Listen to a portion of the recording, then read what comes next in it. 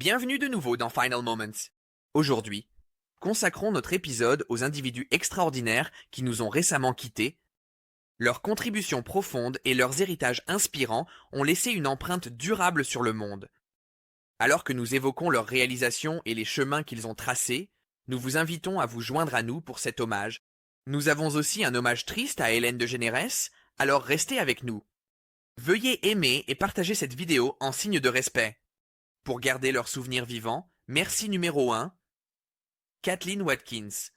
Kathleen Watkins, une présentatrice irlandaise adorée, auteure, harpiste et actrice, laisse derrière elle un héritage de grâce, de talent et d'accomplissements pionniers dans les médias irlandais. Née le 17 octobre 1934 à Sagar, dans le comté de Dublin, Kathleen a montré ses talents artistiques dès son jeune âge, maîtrisant la harpe et le chant folklorique. Elle a rejoint RTE en 1961 en tant que première annonceuse de continuité de la chaîne.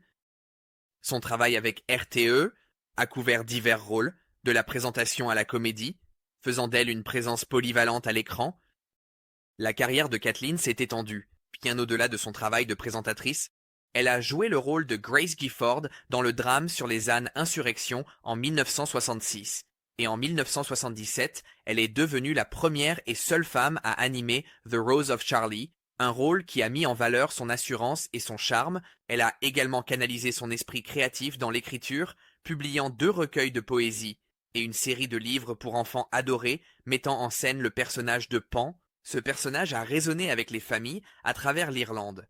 Pan remportant un Irish Book Award en 2016, ajoutant une autre dimension à la carrière influente de Kathleen. Mariée au célèbre présentateur Gay Byrne de 1964 jusqu'à son décès en 2019, Kathleen était chérie en tant que partenaire dévoué et mère de leurs filles Crona et Suzy. Dans ces dernières années, elle s'est consacrée à prendre soin de Gay, incarnant son engagement indéfectible envers la famille, l'amour, la compassion.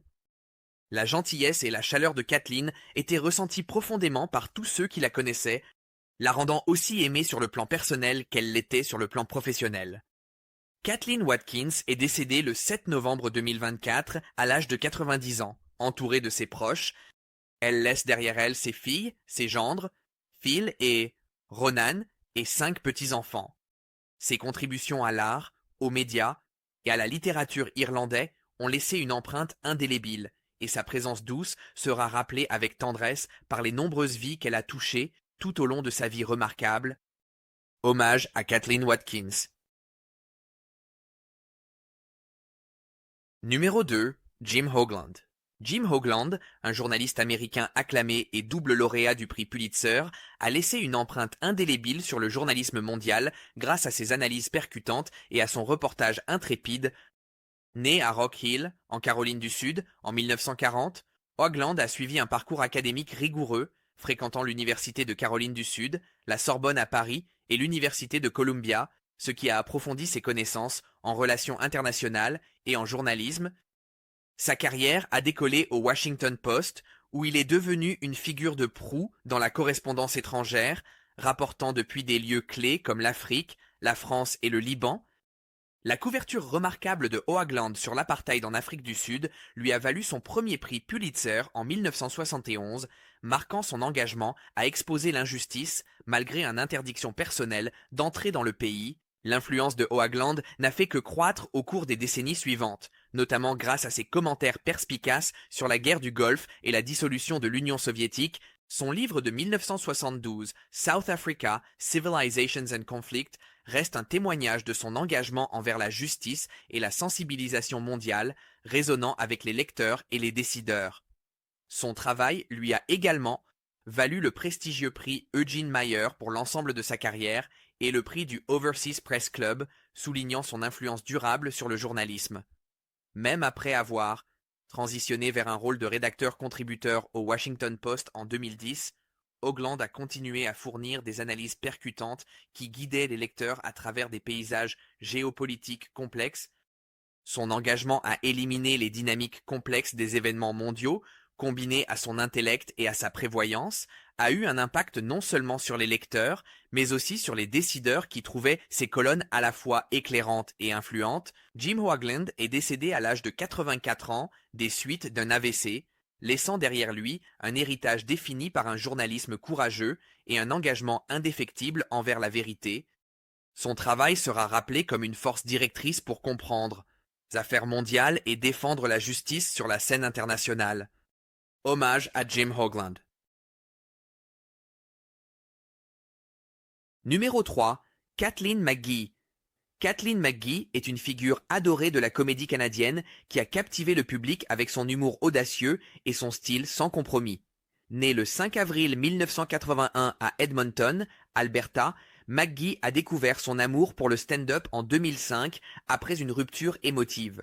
Connue pour sa comédie audacieuse, qui repousse les limites, elle s'est rapidement forgé une réputation grâce à son matériel brut et honnête, se connectant profondément avec le public. Son ascension vers la célébrité a commencé avec sa victoire au concours de la personne la plus drôle avec un emploi en 2008, marquant le début d'une carrière marquante qui laisserait une empreinte durable sur la scène comique canadienne. Tout au long de sa carrière, McGee s'est produite dans de grandes villes, y compris Vancouver, Toronto et Los Angeles, mais elle est toujours restée connectée à ses racines à Edmonton.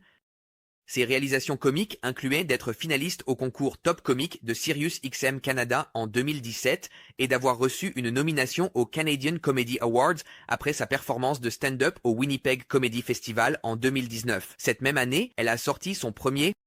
La même année, elle sort son premier album comique, Deliciously Vulgar, produit par le producteur Dan Schlissel, lauréat d'un Grammy. En dehors du stand-up, McGee était une artiste polyvalente, co-animant le podcast Dead Baby Bear et contribuant en tant que chroniqueuse pour le magazine Beetroot. Connue pour sa franchise, elle partageait ses combats personnels, y compris son courageux combat contre le cancer colorectal qui s'est ensuite propagé. Kathleen McGee est décédée à l'âge de 43 ans, laissant derrière elle un héritage défini par le rire, le courage et l'authenticité. Son influence sur la comédie canadienne et sa connexion avec ses fans à travers son humour sans filtre et son honnêteté personnelle garantissent que sa mémoire perdurera, inspirant les futures générations d'humoristes à embrasser leur propre voix unique. Hommage à Kathleen McGee. Numéro 4. Ben Baldanza. Ben Baldanza, un leader pionnier dans l'industrie aérienne, a laissé une empreinte durable en tant qu'innovateur et visionnaire. Né le 3 décembre 1961 à Rome, New York, Baldanza a d'abord poursuivi la musique, mais a finalement trouvé sa passion dans l'économie et les politiques. Après son diplôme de licence à l'université de Syracuse et master en affaires, il a commencé une carrière distinguée, débutant chez American Airlines, puis à Continental Airlines, TACA Airlines et US Airways. Baldanza, PDG de Spirit Airlines de 2005 à 2016, est son plus grand succès, Voies aériennes. Le mandat de Baldanza en tant que PDG de Spirit Airlines de 2005 à 2016 reste son accomplissement le plus emblématique. Sous sa direction, Spirit a adopté le modèle de transporteur à très bas coût, un choix qui a non seulement augmenté la rentabilité, mais a aussi redéfini les attentes des clients en matière de voyage aérien. Sa stratégie de tarification équitable, qui séparait les services essentiels des prix de base des billets, a permis des voyages à moindre coût, rendant l'avion plus accessible à un public plus large au-delà de Spirit Airlines. Baldanza a également siégé au conseil d'administration de JetBlue Airways, Six Flags Entertainment et d'autres organisations. En partageant ses idées en tant que professeur adjoint et co-animateur de podcast, son engagement envers le service public était également significatif. Il a soutenu des initiatives artistiques et éducatives, siégé au conseil consultatif de l'école Maxwell de l'université de Syracuse et occupé le poste de trésorier pour les orchestres philharmoniques de la jeunesse américaine. Même après avoir été diagnostiqué avec la SLA en 2022, Baldanza a affronté la maladie avec une grâce remarquable, partageant ouvertement ses expériences et continuant à inspirer ceux qui l'entouraient. Ben Baldanza est décédé à l'âge de 62 ans, laissant derrière lui un héritage défini par le courage, la créativité et une volonté inébranlable d'innovation. Ses contributions à l'industrie aérienne et au service public continuent de résonner, faisant de lui une figure transformative dont l'influence s'étendait bien au-delà de l'aviation. Hommage à Ben Baldanza. Numéro 5, Daniel Chapie.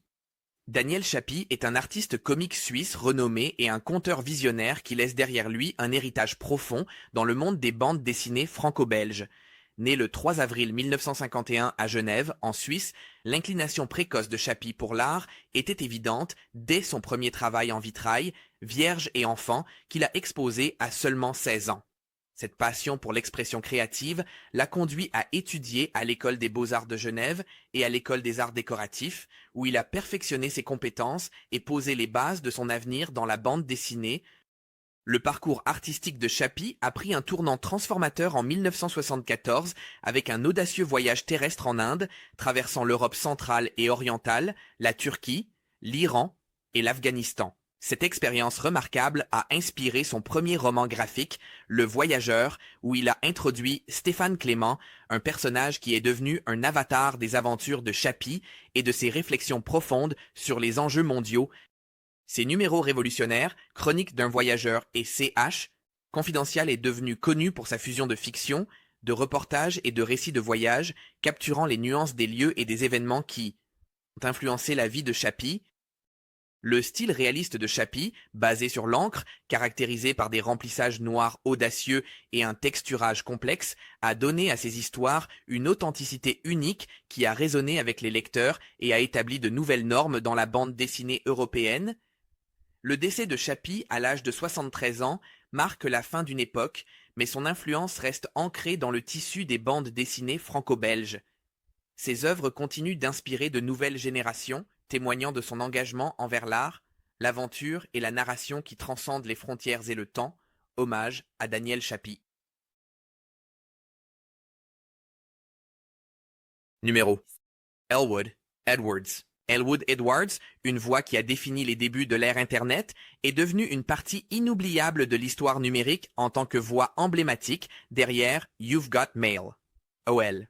Né le 6 novembre 1949, Edwards a commencé sa carrière humblement, en tant qu'annonceur radio dans un lycée, puis a perfectionné ses compétences en coulisses à WKYC, TV à Cleveland en tant que superviseur graphique et opérateur de caméra.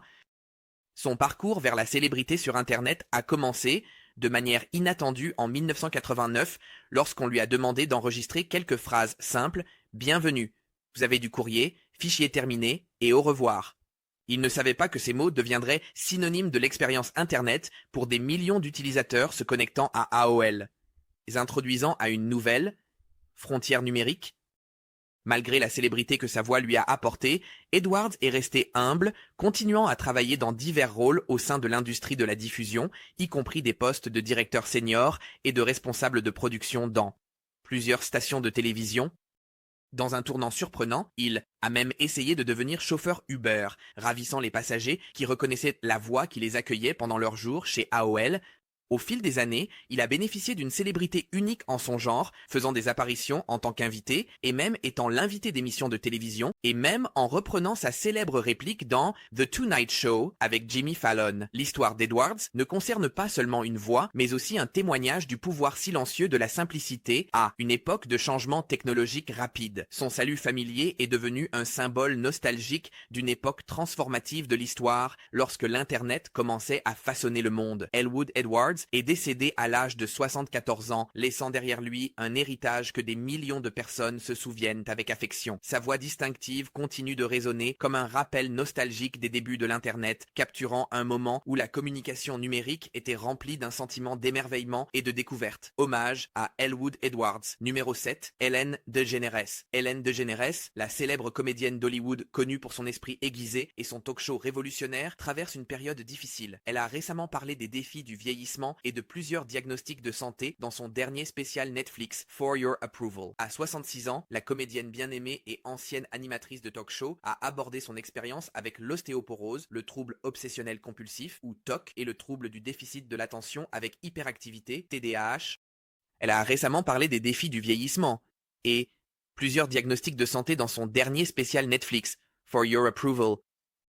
À 66 ans, la comédienne bien-aimée et ancienne animatrice de talk-show a parlé ouvertement de son expérience avec l'ostéoporose, le trouble obsessionnel compulsif, ou TOC, et le trouble du déficit de l'attention avec hyperactivité, TDAH. En réfléchissant à l'impact que ces conditions ont eu, elle s'est comparée avec humour à un château de sable humain, soulignant la vulnérabilité qu'elle ressent à mesure que son corps vieillit.